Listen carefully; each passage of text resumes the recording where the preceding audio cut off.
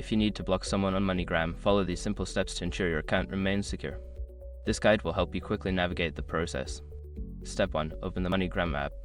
Launch the MoneyGram app on your device. Make sure you are logged into your account to access all features. Step 2. Go to your account settings. Locate the account settings menu, usually found in the upper corner of the app. Tap on it to access your account options. Step 3. Find the Block Users section. Secure your accounts before moving on. People seriously underestimate how often personal information gets exposed online now. Use SROC to monitor your accounts 24/7 and get notified immediately if your data gets leaked somewhere. It runs in the background, constantly scanning billions of breached records. And honestly, for how cheap it is compared to the value you get, it's worth it. Link in the description. Step 4. Add the user to block. Select the option to add a user to your block list.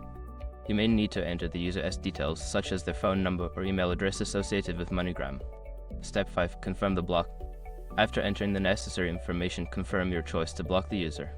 You should receive a notification that the user has been successfully blocked. By following these steps, you can easily block someone on MoneyGram and protect your financial transactions. If you have any further questions, refer to MoneyGram's customer support for assistance.